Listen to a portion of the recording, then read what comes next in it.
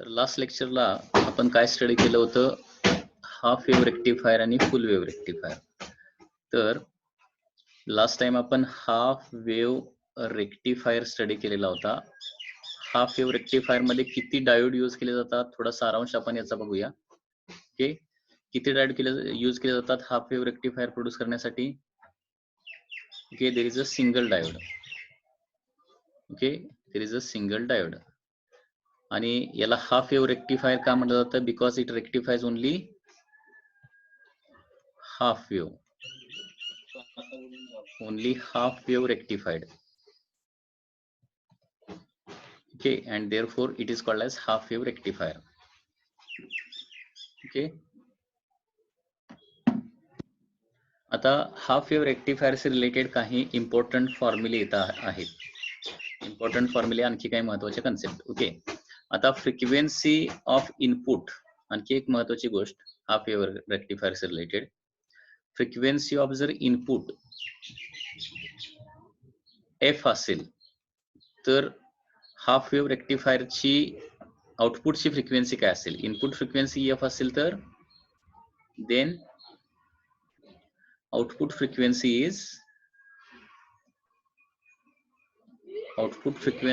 Is also F. हे लक्षात घ्या. इनपुट फ्रिक्वेन्सी एफ असेल तर आउटपुट फ्रिक्वेन्सी देखील काय असणार आहे? एफ इतकीच असणार आहे. म्हणजे इनपुट फ्रिक्वेन्सी 50 हर्ट्ज असेल तर आउटपुट फ्रिक्वेन्सी 50 हर्ट्जच असणार आहे. ही एक महत्वाची गोष्ट लक्षात ठेवा. त्याच्यानंतर याच्यामध्ये आउटपुट जे आहे ते आपल्याला असं असतं माहित आहे. आउटपुट कसं असतं? या पद्धतीनं मॅक्सिमम होतं, 0 होतं. नेक्स्ट हाफ सायकलला there is no output. Next half cycle मध्ये परत काय असणार आहे? आउटपुट या पद्धतीने व्हॅरी होणार आहे. So this is output of the half wave rectifier. आता इथं काय आहे? आउटपुट मध्ये व्हेरिएशन आहे. व्होल्टेजचं काय आहे? व्हेरिएशन आहे. व्होल्टेज कॉन्स्टंट नाहीये. तर या ठिकाणी ऍव्हरेज आउटपुट काय असणार आहे? तर ऍव्हरेज आउटपुटचा एक फॉर्म्युला आहे, ऍव्हरेज आउटपुट व्होल्टेज. त्यालाच काय म्हणतो आपण? IDC असं म्हणतो. IDC. तर ते किती असणार आहे? I0/π. हे काही फॉर्म्युले तुम्हाला लक्षात ठेवावे लागतील. ओके, याचं डेरिवेशन जे आहे ते इम्पॉर्टंट नाहीये, लक्षात घ्या. त्याच्यामुळे डेरिवेशन मध्ये आपण जाणार नाही. तर हाफ वेव्ह रेक्टिफायरचं ऍव्हरेज आउटपुट जे असणार आहे त्याला IDC असं म्हणतो. IDC that is I0/π. तर हे I म्हणजे काय झाला? करंट. सो ऍव्हरेज करंट काय येणार आहे? I0/π. आणि ऍव्हरेज व्होल्टेज जे येणार आहे त्याला आपण फी DC म्हणू शकतो. त्याचा फॉर्म्युला काय येणार आहे? V0/π. सपोज तुम्हाला क्वेश्चन असं सांगितला की a half wave rectifier has input of plus minus 6 volt and 50 hertz. असा क्वेश्चन दिलेला असतो. क्वेश्चन बघा काय, half wave rectifier has input of, म्हणजे हाफ वेव्ह रेक्टिफायरला इनपुट किती दिलेला आहे? प्लस मायनस 6 व्होल्ट आणि 50 हर्ट्जचं इनपुट दिलेलं आहे. तर याचं ऍव्हरेज आउटपुट आणि फ्रिक्वेन्सी काय असणार आहे? तर लक्षात घ्या, इथं ऍव्हरेज आउटपुट काय येणार आहे? That is equal to 6/π. Average output काय असणार आहे? 6/π व्होल्ट. आणि आउटपुट फ्रिक्वेन्सी काय येणार आहे? Output frequency is equal to येणार आहे 50 हर्ट्ज. आउटपुट फ्रिक्वेन्सी 50 हर्ट्ज, म्हणजे इनपुट फ्रिक्वेन्सी 50 हर्ट्ज असेल तर आउटपुट फ्रिक्वेन्सी देखील 50 हर्ट्ज येणार आहे. आणि ऍव्हरेज आउटपुट काय येणार आहे? 6/π व्होल्ट येणार आहे. ओके, त्याच्यानंतर हे झालं average output for a single cycle. त्याच्यानंतर RMS आउटपुट नावाची देखील एक कन्सेप्ट आहे. RMS म्हणजे root mean square. Okay, next formula is RMS output, that is root mean square output काय असणार आहे? तर फी RMS चा फॉर्म्युला येणार आहे दॅट इज V0/2 आणि IRMS चा फॉर्म्युला येणार आहे दॅट इज I0/2. हा RMS आउटपुटचा फॉर्म्युला आहे. म्हणजे या क्वेश्चन मध्ये ऍव्हरेज आउटपुट किती आलं? 6/π. तर RMS आउटपुट किती येणार बघा, route mean square output VRMS किती येणार आहे, 6 डिवायडेड बाय 2 म्हणजे काय येणार आहे, दॅट इज 3 व्होल्ट येणार. ओके, आणि त्याच्यानंतर सगळ्यात महत्वाचा फॉर्म्युला, ओके, जो क्वेश्चन एका नीट एक्झाम मध्ये आलेला देखील आहे. ओके, आणि तो सगळ्यात महत्वाचा फॉर्म्युला काय आहे, तर efficiency of half wave rectifier किती असते. Efficiency which is denoted by letter eta. Okay, so efficiency is given by formula load resistance divided by forward bias resistance plus load resistance into 40.6%. So this is the efficiency of half wave rectifier. हा formula एक तुम्हाला पाठ करून ठेवा लागणार आहे. Efficiency of half wave rectifier काय आहे, load resistance divided by forward bias resistance into plus load resistance into 40.6%. This is the formula. जर आयडियल डायोड असेल, आयडियल डायोड म्हणजे काय, त्याला स्वतःचा रेजिस्टन्स नसतो, RF 0 येणार आहे. म्हणजे maximum efficiency of half wave rectifier, maximum efficiency of half wave rectifier किती येणार, 40.6% येणार आहे.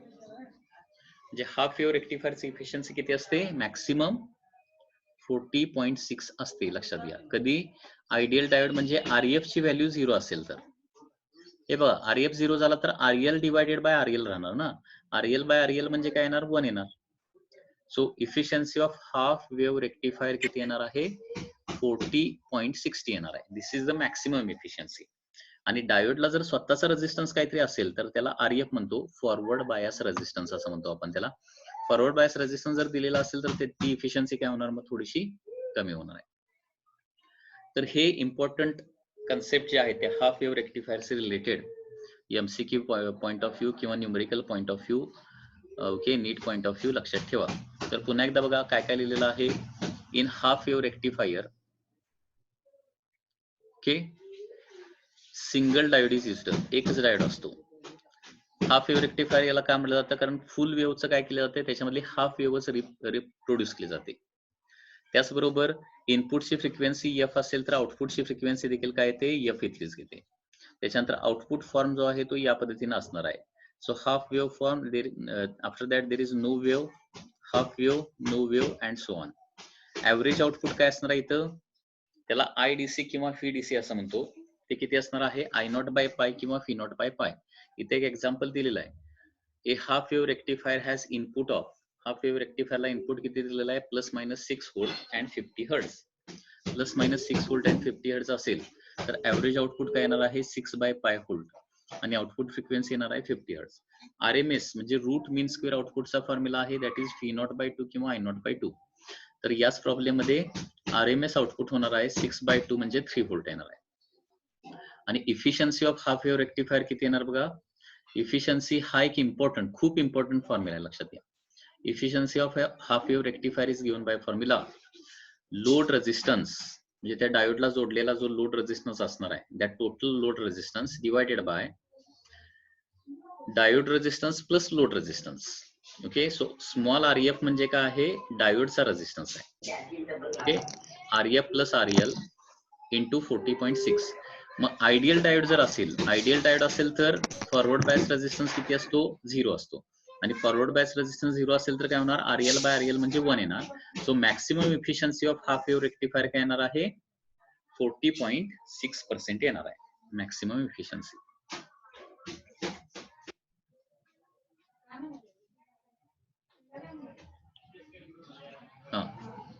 आता हेच फॉर्म्युले आपण फुल वेव्ह रेक्टिफायर से रिलेटेड बघूया. फुल वेव्ह रेक्टिफायर,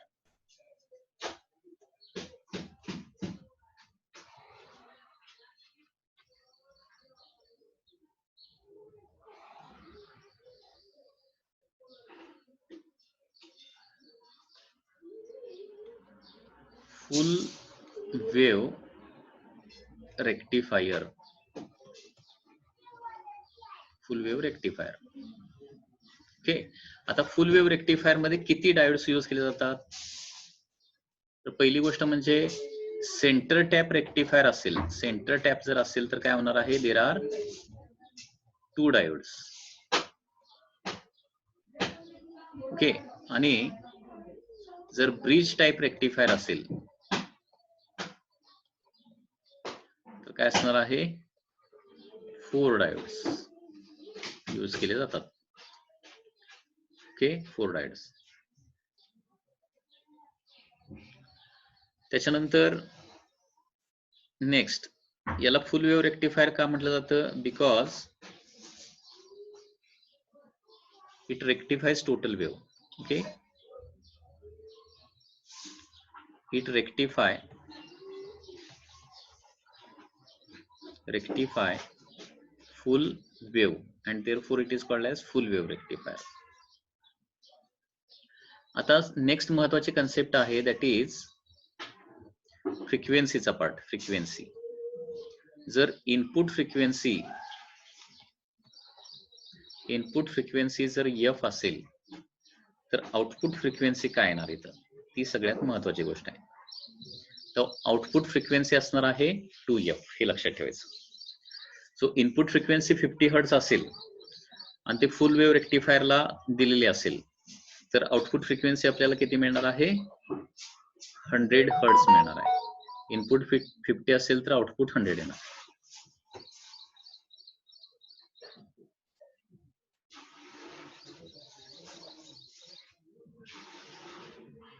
आणि याचा जो वेव्ह फॉर्म असणार आहे, आउटपुट वेव्ह फॉर्म, त्या पद्धत कसा असणार आहे, output wave form is like this.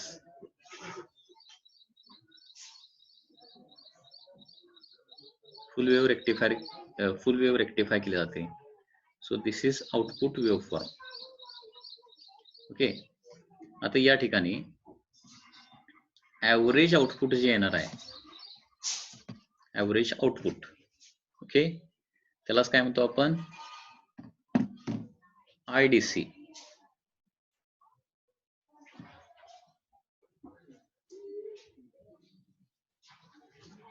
That is IDC किंवा FDC. तर IDC किती येणार आहे, 2I0 डिवायडेड बाय पाय येणार आहे.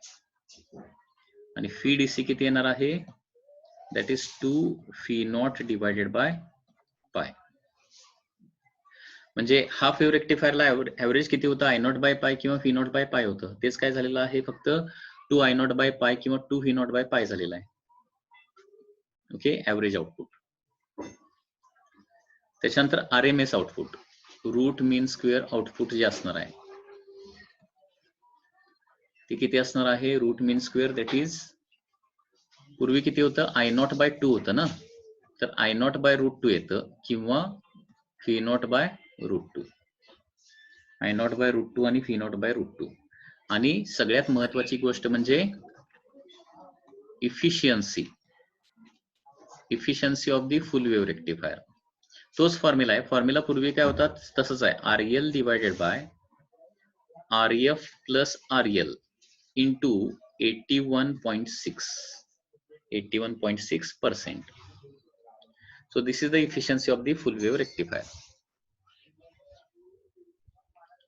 ओके, लक्षात आलं का बघा. Load resistance divided by diode resistance plus load resistance into 81.6. म्हणजे पूर्वी किती होतं हाफ वेव्हला, 40. पूर्वी किती होतं, सॉरी 81.6 नव्हे, 81.2 लिहायला पाहिजे आपल्याला, त्याच्या बरोबर डबल. हा, 81.2, 40.6 डबल 81.2. आता याच्यामध्ये आयडियल डायोड जर असेल, आयडियल डायोड असेल तर काय होणार लक्षात घ्या, forward bias resistance is equal to काय येणार आहे, 0 येणार आहे. अँड देअरफॉर इफिशियन्सी बघा, RL डिवायडेड बाय RL होणार ना, into 81.2. So maximum efficiency is 81.2%. म्हणजे इफिशियन्सी बरोबर हाफ वेव्हच्या काय आहे, डबल आहे. फुल वेव्ह रेक्टिफायरची इफिशियन्सी काय आहे, डबल आहे. सो इफिशियन्सीचा फॉर्म्युला लक्षात ठेवणं सोपं आहे, लक्षात घ्या. हाफ वेव्हला काय, load resistance divided by diode plus load resistance into 40.6 होतं हाफ वेव्हला. आणि फुल वेव्हला काय येणार आहे, RL divided bye RF plus RL into 81.2.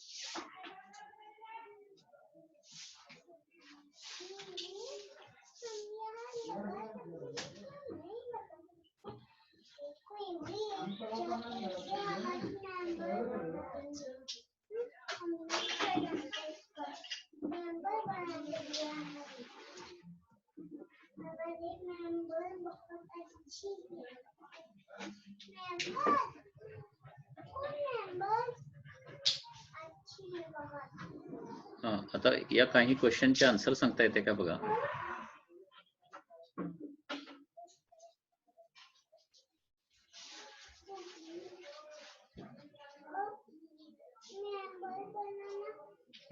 Question दिसत नसेल तर तुम्ही तुमच्या स्क्रीनवर झूम करू शकताय. ठीक आहे. तर या क्वेश्चनचा आन्सर सांगता येते का बघा. If full wave rectifier is operating from 50 Hz means, okay, the frequency in ripple will be, म्हणजे इनपुट फ्रिक्वेन्सी 50 हर्ट्ज असेल तर रिपल फ्रिक्वेन्सी म्हणजे आउटपुटचे जे पल्सेस असणार आहेत, रिपल्स असणार आहेत, त्याची फ्रिक्वेन्सी किती असणार आहे.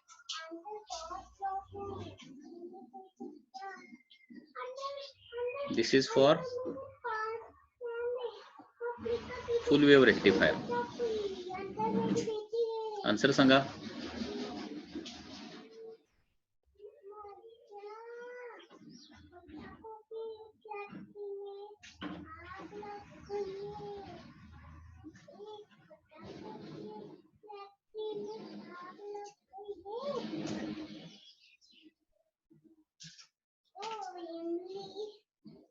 आन्सर काय येते का?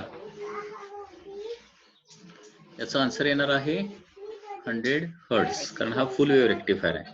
हाफ वेव्ह रेक्टिफायर असता तर आन्सर 50 आला असता. ठीक आहे. त्याच्यानंतर नेक्स्ट क्वेश्चन.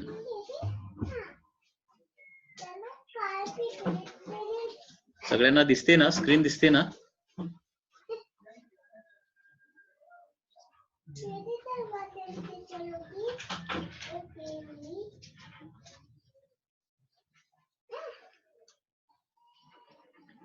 नेक्स्ट क्वेश्चन बघा. याचा आन्सर सांगता येते का? In figure, the input is across the terminal A and C, and output is, then output is across B and D, then output is. Output काय येणार सांगा?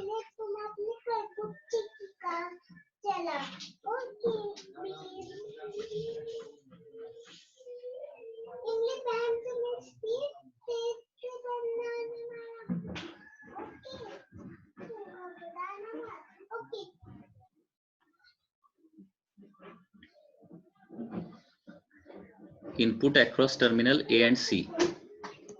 So across A and C input दिले, म्हणजे इथे input दिलेलं आहे तुम्हाला. Input is given here and here there is input.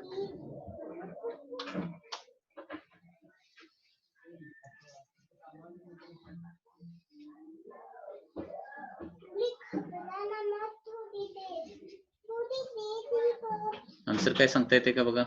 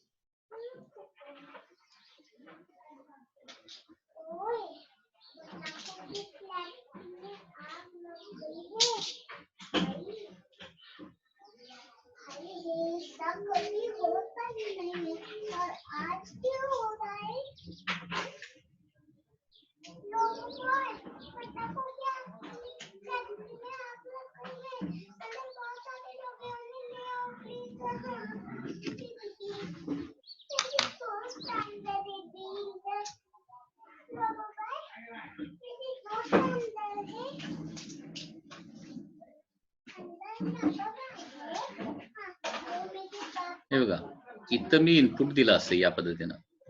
Suppose input is given here and output is across काय असेल, बीडी असेल, म्हणजे इथं लोड रेझिस्टन्स असेल. ओके, हे आपण बघितलंय. मी तुम्हाला एक हिंट सांगितले, लक्षात येते का? ब्रिजचं सर्किट दिसेल, जर दोन पीच्या रिजन मध्ये आणि एन च्या रिजन मध्ये जर लोड रेझिस्टन्स जोडलेला असेल आणि बाकीच्या दोन टर्मिनल मध्ये बॅटरी जर जोडलेली असेल, बॅटरी म्हणण्यापेक्षा सॉरी अल्टरनेटिंग सोर्स जोडलेला असेल, it acts as a full wave rectifier. बरोबर आहे ना? It acts as a full wave rectifier. So answer येणार आहे D. D is the answer.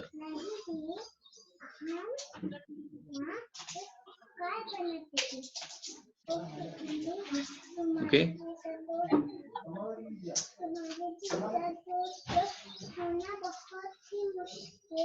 लक्षात येत आहे? म्हणजे फुल वेव्ह रेक्टिफायरची डायग्राम कशी लक्षात ठेवायची आहे? दोन एन साइड अगोदर दोन डायोडच्या एन साइड एकत्र जोडायच्या, त्याच्यानंतर दोन डायोडच्या पी साइड पाठीमागे एकत्र जोडायच्या. जिथे एन साइड एकत्र आलेत आणि पी साइड एकत्र आलेत तिथं काय करायचं असतं? लोड रेझिस्टन्स जोडायचा असतो. बाकीच्या राहिलेल्या दोन टर्मिनल मध्ये तुम्हाला काय जोडावं लागणार आहे? इनपुट जोडावं लागणार आहे. आणि असं जोडलं तर काय होणार? It acts as a full wave rectifier.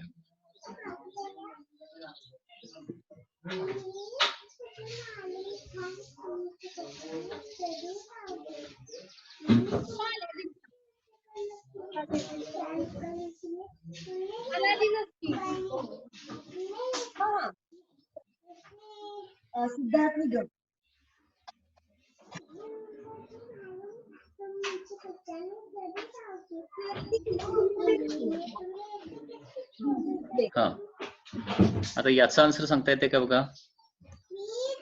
In a PN junction square input signal of 10 volt is applied as shown in figure. Then output across load resistance will be RL. Output across RL काय असेल? हा question आहे.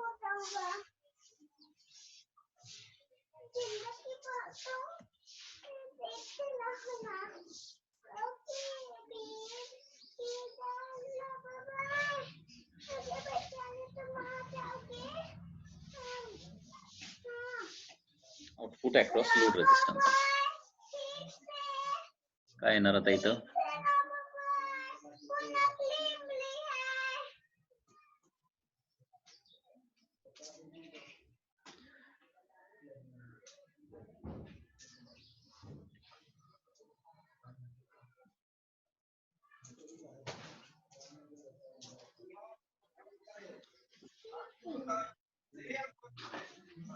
आता हे बघा, सुरुवातीला voltage किती आहे? -5. म्हणजे इथं काय करायचं आहे? S1 चं सुरुवातीला व्होल्टेज काय घ्यायचं आहे?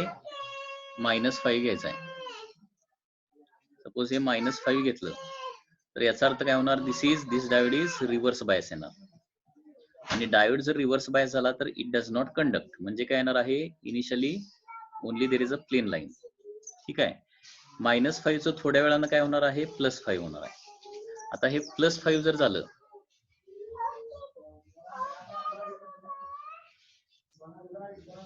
ओके, हे जर आता +5 झालं तर हे +5 व्होल्ट झालं तर काय होणार? डायोड फॉरवर्ड बायस होणार. आणि +5 झाल्यानंतर काय होणार आहे? डायोड फॉरवर्ड बायस झाला की तो +5 व्होल्ट काय येणार आहे? इमिट करणार आहे. ओके, आणि या पद्धतीने हे क्रिएट होणार. तो आन्सर काय येणार आहे? त्याच्यामुळं answer will be D answer. Option 4. So this is the answer. हे बघा, कुठल्याही डायोडला ±5 व्होल्ट दिलं तर आउटपुट काय येणार आहे? फक्त 5 व्होल्ट. ±10 दिलं तर आउटपुट 10. ±20 दिलं तर आउटपुट 20. हे लक्षात ठेवायचं.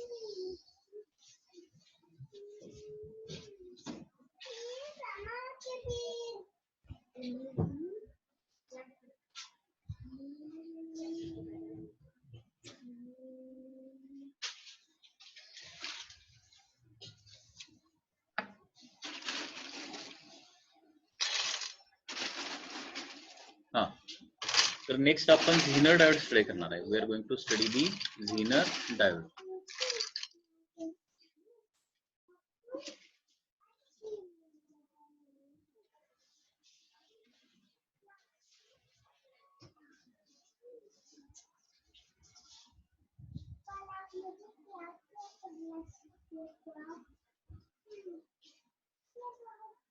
Next we are going to study Zener diode.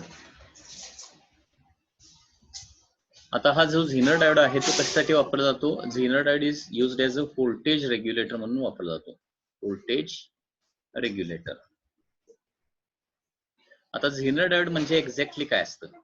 तर झीनर डायोड आणि ऑर्डिनरी पीएन जंक्शन डायोड यांच्यामध्ये थोडासा डिफरन्स आहे. तर झीनर डायोड म्हणजे काय आहे? तर it is a heavily doped, okay, it is a heavily doped PN junction diode. Okay, it is a heavily doped PN junction diode which works in reverse bias. Which works in reverse bias. ही महत्वाची गोष्ट आहे. Okay, झीनर diode म्हणजे काय असणार आहे? एक heavily doped PN junction diode आहे. It is a heavily doped PN junction diode आणि तो वर्किंग कुठं करतो? रिव्हर्स बायस मध्येच वर्किंग करतो. फॉरवर्ड बायस मध्ये हा वर्क करत नाही, लक्षात घ्या. It does not work in forward bias, it works in reverse bias only. आता रिव्हर्स बायस मध्येच हा का वर्क करतो त्याचं मी तुम्हाला थोडीशी इन्फॉर्मेशन देतो. थोडंसं आता आपण काय करूया, रिव्हर्स बायस कॅरेक्टरिस्टिक काढूया. रिव्हर्स बायस कॅरेक्टरिस्टिक कसं असतं बघा. So this is the line of the voltage, this is the line of the current. So PI characteristic आपण थोडंसं बघूया. तर रिव्हर्स बायस मध्ये तुम्हाला माहित आहे की रिव्हर्स बायस मध्ये देर is a negligible amount of current असतो सुरुवातीला, आणि एका व्होल्टेज एका सर्टन लिमिटच्या वर गेलं, व्होल्टेज एका सर्टन लिमिटच्या वर गेलं तर काय होतो? डायोड डॅमेज होतो आणि करंट सडनली वाढतो. म्हणजे रिव्हर्स करंट जो आहे, म्हणजे नेगेटिव्ह मधला करंट, नेगेटिव्ह मधलं व्होल्टेज अप्लाय केला आपण, तर नेगेटिव्ह मधला करंट एका सर्टन व्होल्टेजच्या वर काय होतो? सडनली वाढतो. असं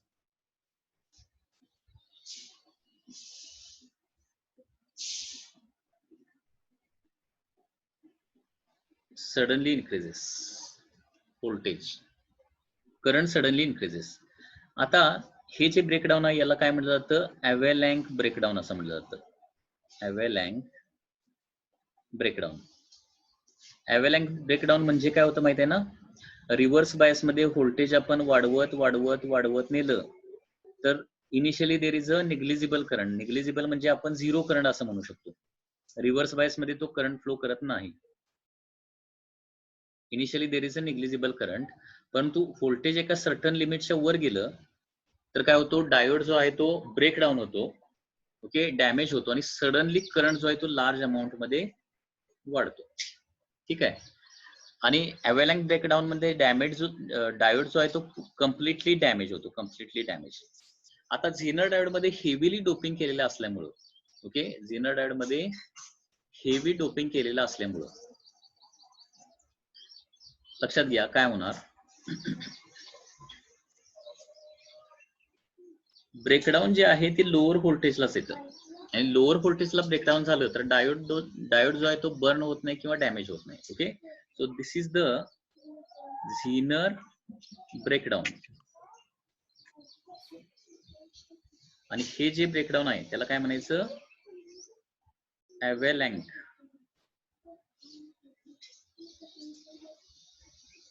अवेलँक ब्रेकडाऊन.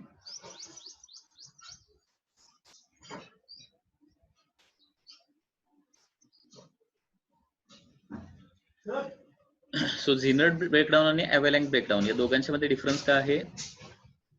तर अवेलँक ब्रेकडाऊन हे हायर व्होल्टेजला होतं आणि झीनर ब्रेकडाऊन जे आहे ते थोडंसं काय होतं? लोअर व्होल्टेजला होतं. ठीक आहे. आपला सेशन टाइम संपत आलेला आहे, त्याच्यामुळे काय करणार आहे मी मीटिंग एंड करतो आणि परत आपण काय करूया? मीटिंग चालू करूया. ठीक आहे.